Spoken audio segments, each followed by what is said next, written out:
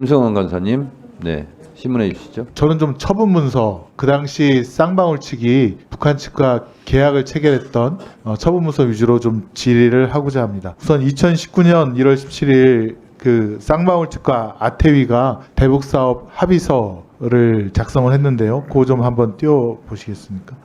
맨 하단을 보시면 SBW 그룹이라고 되어 있어서 쌍방울 그룹에서 작성한 것인데, 조선 아태위랑 나노스가 기본 합의서를 2019년 1월경에 체결을 했고, 그 계약금으로 이행보증금 200만 달러와 300만 달러, 500만 달러를 지급하고 사업 개시일에는 1억 달러를 지급하기로 했다. 이 문서에 대해서 혹시 두 변호사님 보신 기억이 있나요? 이 문서가 어떻게 작성되었는지 좀 설명을 해주시겠습니까? 이 문서는 그 당시 쌍방울이 해외에서 1억 달러를 모집하기 위해서 만들었던 IR 보고서입니다. IR 보고서고요. 예, 그 나노스 주가 그래프 좀 한번 띄워봐 주시겠습니까? 지금 2018년 12월 24일 날 4,990원, 5,000원에 불과했던 주가가 거의 한 달도 되지 않아서 9,153원까지 수직 상승했습니다. 그래서 이제 쌍방울 측에서는 대북 사업을 빙자로 해서 주가 조작을 시도했다.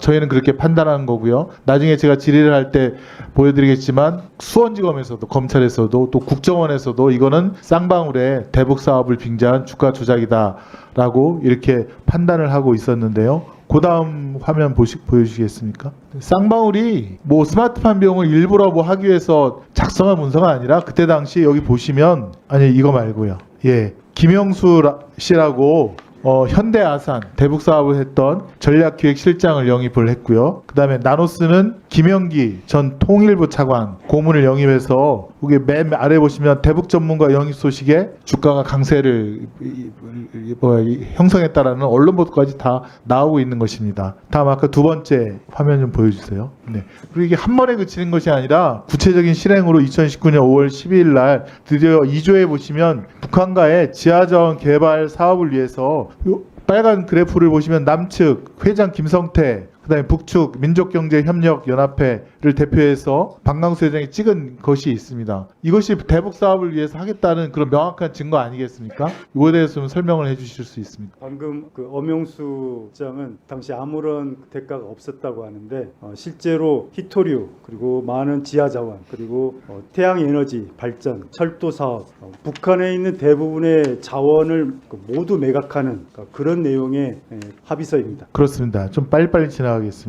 다음 화면이요. 이 쌍방울 내부 문건인데요. 2019년 7월 1일 여기에 드디어 이게 쌍방울 내부에서 2019년 7월에 최우선적으로 회장님이면 김성태 씨를 말하는데요. 방북 추진을 해야 된다. 내일 지원, 이게 속옷 쌍방울이니까 내일을 북한에 지원하는 문제, 또 회장님 방북 문제, 또 아태 평화 교류, 아태 협과 함께 제3자 합의로 추진을 해야 된다라는 내부 문서가 있다는 것이 또 여기 밝혀졌습니다. 이것을 봐서 이거는 이재명 대표의 방북 비용에 대한 대납이 아니라 김성태 회장이 본인이 먼저 북한을 가려고 했던 거 아닙니까? 이거에 대해서 좀 설명을 해주시죠. 예, 2019년 5월 12일 계약서는 비공개로 하기로 정해져 있습니다. 그리고 당시에 나중에 공개 합의서를 체결하기로 약정했습니다. 이것은 북한이 쌍방울로부터 돈을 한번 더 뜯어내려는 사기 수법이었고, 결국 공개가 되어야지 주가를 높일 수 있기 때문에 김성태는 반드시 북한을 방북할 이유가 있었던 것입니다. 바로 그 문서가 바로 저것들입니다. 김성태가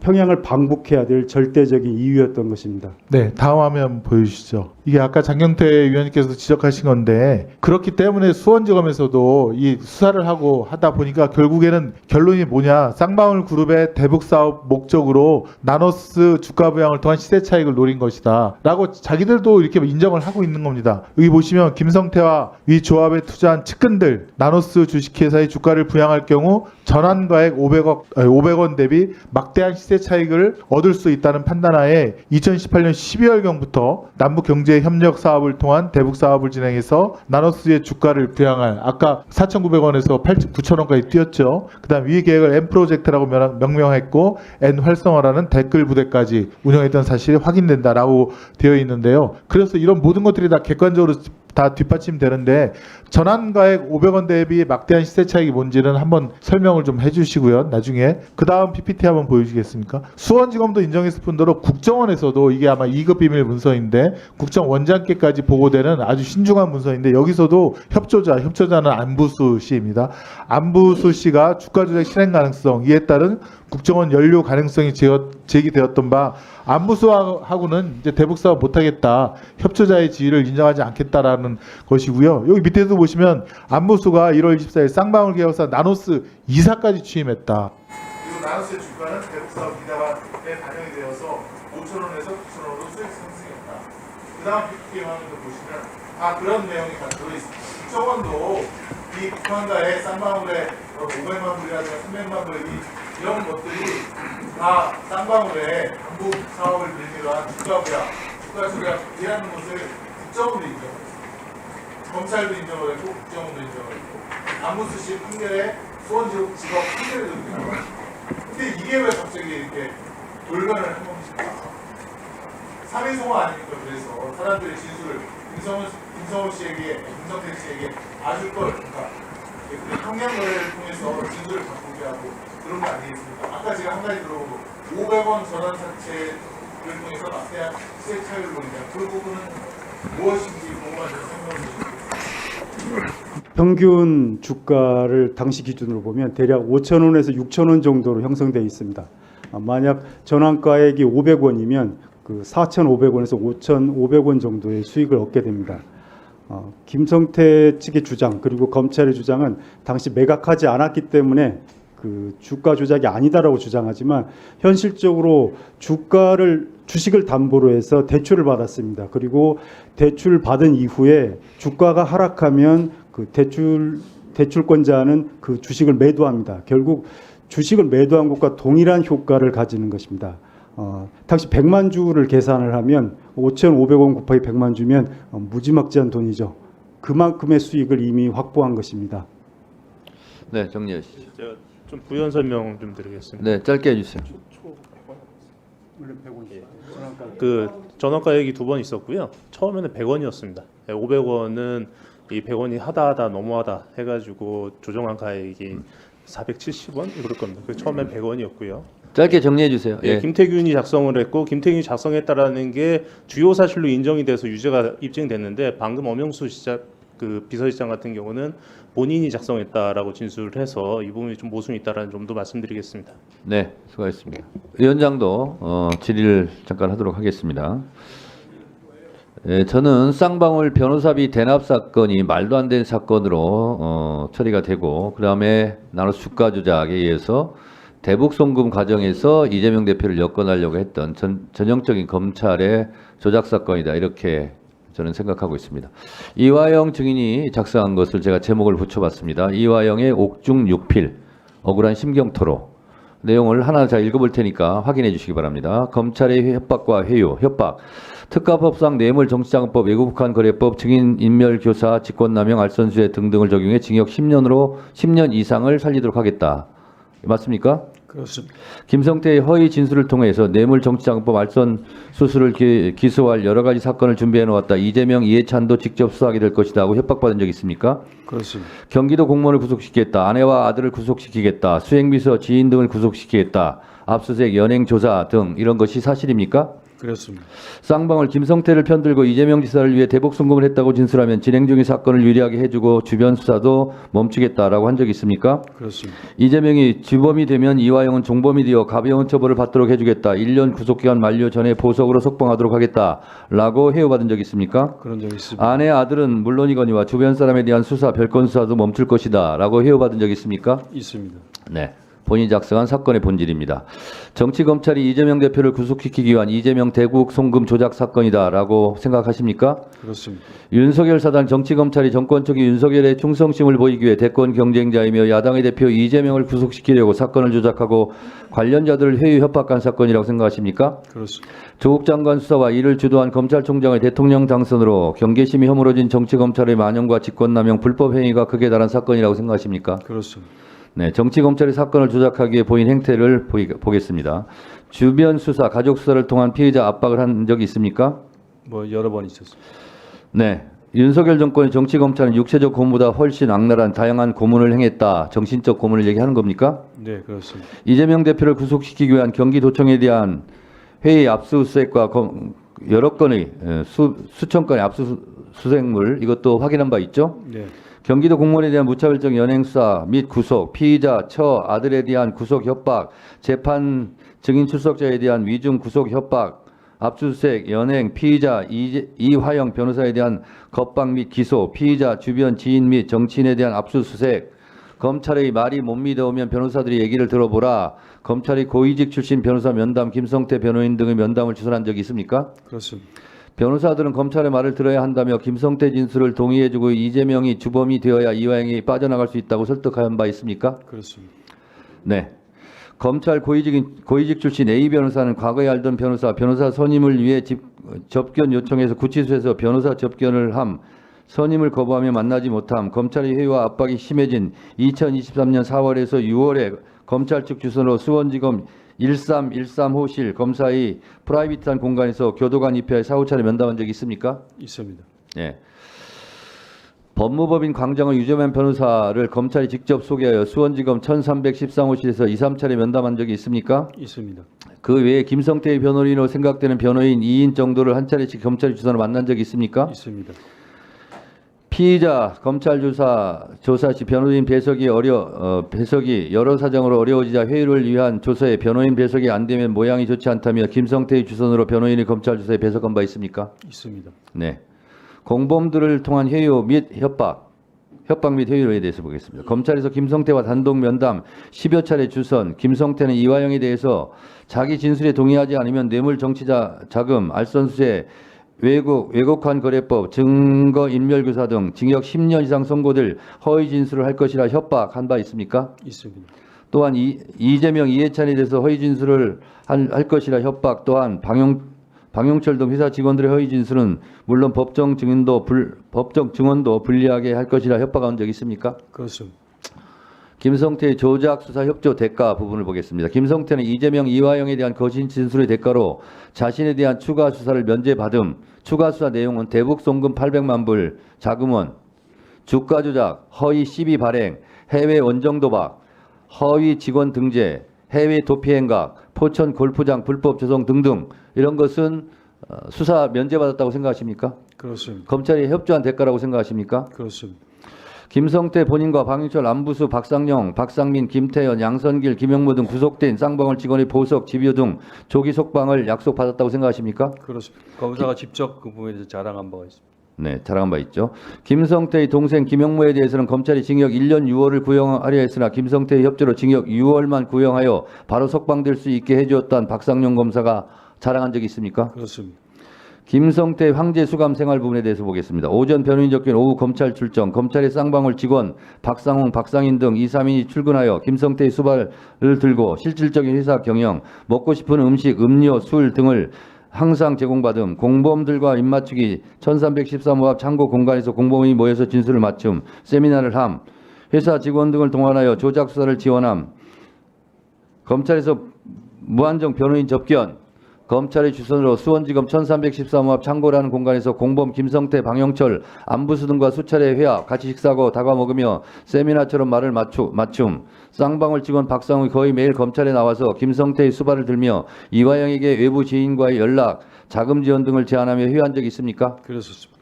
네, 술자리 관련해서 참석자는 이화영, 김성태, 방영철, 박상웅, 박상훈 검사, 검찰 수사관, 1인 등이 맞습니까? 맞습니다. 제공된 음식은 연어회, 회덮밥, 국물 요리, 술, 음료가 맞습니까? 맞습니다. 장소와 일시, 수원지검 1313호 영상 녹화 조사실 오후 6시 특검 등 공정한 조사가 이루어지던 날짜를 특정하겠음. 교도관의 위치 영상 녹화실 밖 좁은 공간에서 있었고 술자리 중 교도관이 계속 자리에 있었는지는 알지 못함. 술자리 이후 피의자 이화영에게 진행되던 별건 수사 등이 중단됨. 구속시키겠다고 압박하던 주변인 수사, 가족 수사 중단됨. 김성태 진술도 바뀌고 방영철, 안부수 등도 법정에서 유리한 진술을 하겠다고 약속한 적이 있습니까? 그랬습니다.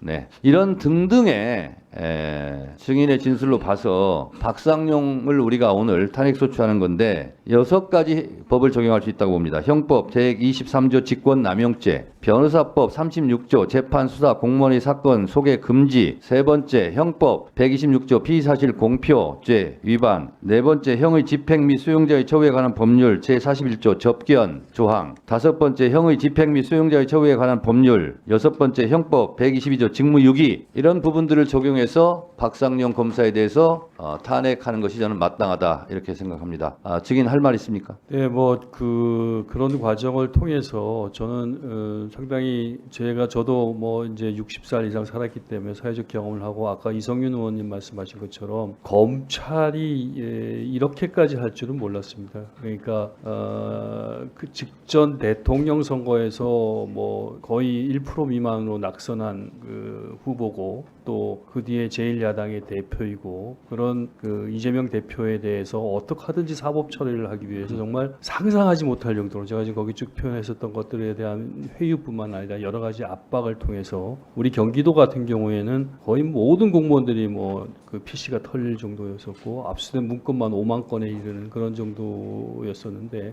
요즘 분위기하고 그때하고 또 좀 다릅니다. 그때는 정말 검찰이 그러니까 이 사람들이 이성을 잃지 않았나 할 정도로 무슨 그 이재명 대표를 전리품처럼 서로 차지하려고 하는 그런 과열 경쟁이 있었고 1313호에서 안 되면 뭐 1514호에 불러가고 왔다 갔다 하고 수원지검의 거의 모든 검찰이 다 총동원돼 가지고 저희들 사건을 다루었고요. 아마도 그 수원지검이 뭐 형사 6부인가 거기는 지난 2년간 이 사건 외에 다른 사건을 수사한 적이 아마 없을 겁니다. 한번 조사해 보시면 알겠 텐데 그럴 정도로 집요하게 이재명 대표를 사법 처리하려고 현안이 돼 있었던 거에서 정말 경악을 금치 못합니다. 그래서 저도 한때 그런 흐름에 좀 일조를 한 것에서 대단히 죄송스럽게 생각하고 대단히 반성을 하고 있고 그런 것들이 결국은 저도 좀 놀랐는데 이재명 대표의 구속영장 청구에 이르면서 제가 크게 후회를 하고 반성을 하면서 이건 제대로 밝혀야겠다고 생각해서 지금 여기까지 이르렀다는 말씀을 드리고 싶습니다. 네. 30일 총선에서 다선에 성공한 민주당 현직 의원 2명이 접견을 오자 이런 발언한 말씀이 있죠. 김광민 변호사가 활동할 수 있도록 도와달라. 이재명 대표를 만나면 안부를 전해달라. 당선자 여러분들도 누군가 이렇게 대속을 했기 때문에 그 자리에 있는 것이라고 말했다라는 이게 어디 보도에 나온 게 있었는데 이거 맞습니까? 이렇게 발언하신 거? 저도 그렇게 보도됐다는 내용을 들었습니다. 네. 그 대속이란 말 하셨죠? 네, 제가 했습니다. 네. 대속이란 말은 뜻이 뭔지 아시죠? 제가 예를 들면 지금 의원님이 상상하는 것처럼 뭐 이재명 대표의 죄를 내가 대속했다는 취지가 절대 아니고요. 그럼요. 우리가 일상적으로 그 자리에 있는 우리 정치하는 많은 분들, 근데 그때 이제 오신 분이 누군지 모르겠는데 이번에 아마 초선으로 갓 당선된 분들이 오셨던 것 같은데. 제 말씀 들어보세요. 그래서 그분들이 오셨을 때, 그러니까 우리 정치하면서 상당히 많은 그런 그 사법적인 그런 그 어려움에 처할 때가 많은데 여러분 당선된 것도 모두가 그런 어떤 누군가의 어떤 그런 대속들의 그런 것들이 있어서 된 거 아니겠느냐. 자, 그 당시에 어떤 식으로 본인은 생각을 이렇게 하고 하는지 모르지만 객관적으로 듣는 사람들 입장에서는 그게 아니라는 거죠. 자, 우리가 그동안에 이 문제가 결국은 본인이 말을 번복한 적이 있죠. 어떤 말을 번복했습니까? 제가 말씀드릴게요. 지난 6월 9일 날 이재명 전 지사 관련 진술을 하면서 이재명 전 지사가 대북 송금에 관련되어 있다라고 말한 적 있죠? 6월 9일 날 그런 말 한 적 없습니다. 여기 그래요? 좋아요. 자, 이화영 방북 비용 진술 관련해서 6월 30일 날 쌍방울이 대북 송금을 대납했고 이재명 전 지사에게도 보고했다라고 한 적 있어요? 그러니까 그거는 이제 검찰 예스노만 그러니까 하세요? 그런 적 진술한 적 있죠? 법정에서 그런 적 없습니다. 없어요? 네. 여기 저 진술 검찰과의 이런 조사 과정에서 진술한 적이 없어요? 그러니까 그렇게 단적으로 자, 어때? 좋아요. 없다고 보겠습니다. 없다고 했어요. 자, 그 다음에 7월 11일 김성태 법정에서 대북 송금 상세 경위 증언하는 과정에서 이화영과 상의하여 이거는 넘어갑시다. 그 다음에 1차 부부 싸움이 벌어졌어요. 언제쯤인지 기억나시나요? 7월 25일이죠. 그건 언론의 표현이고요. 그렇게 그거는 정신 차려라라고 한 거는 뭐 법정에서 하신 말씀이잖아요. 그죠? 그리고 이화영 1차 실패 회유 1차 실패라고 우리가 알고 있는 사실이 있어요. 자, 우리 8월 2일 날 뭐라고 말씀하셨냐면 무슨 검찰하고 딜한 것처럼 말하고 다니는데 자중하라고 해라. 혼자 광해에서 저러고 다니면 어떡하나? 라고 말하신 적 있죠? 뭐 어디서 그런 얘기를 했다는? 8월 2일 날 측근에게 자 다시 한번 8월 8일 자 우리 증인 오랜 기간 최선을 다해온 우리 법무부인 누구누구와 계속 함께하고 싶다. 법무법인 뭐뭐에서 제출한 기피 신청서, 증거의견서 등은 나와 상의되지 않은 것이니 철회하겠다라고 말씀하신 적 있나요? 언제 정확하게 8월 8일 8월 8일은 제가 네, 기억을 법정에서 무단퇴정을 하셨다고 누구라던데 어디 그쪽에 자 그다음에 2차 부부싸움 또 있었죠. 기억나나요? 부부싸움 한 적 없어요. 8월 23일 거기에 배우자께서 이런 말을 했어요. 검찰 조사 거부하라. 안 그러면 국선 체제로 알아서 재판하라. 당에서 도와줄 수가 없다. 결국 당시 편 아무도 없다라고 그 배우자께서 하신 적 없나요? 이런 말? 그러니까 의원님은 그 어디서 그런 걸 구하죠?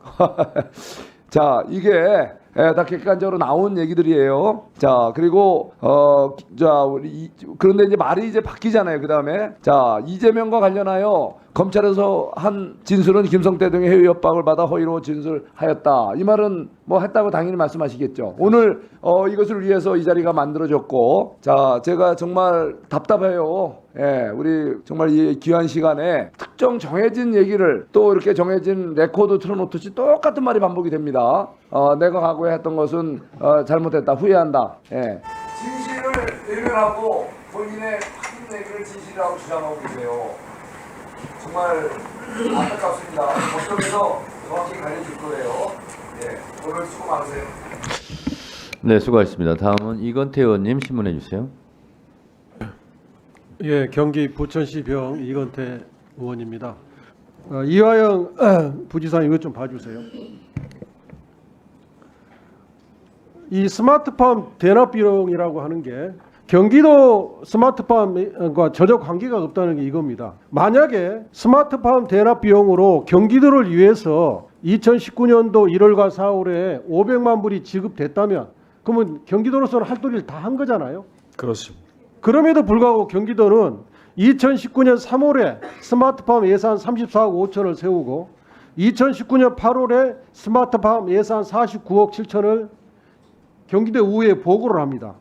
또 2020년도에 스마트팜 예산으로 50억을 세워요.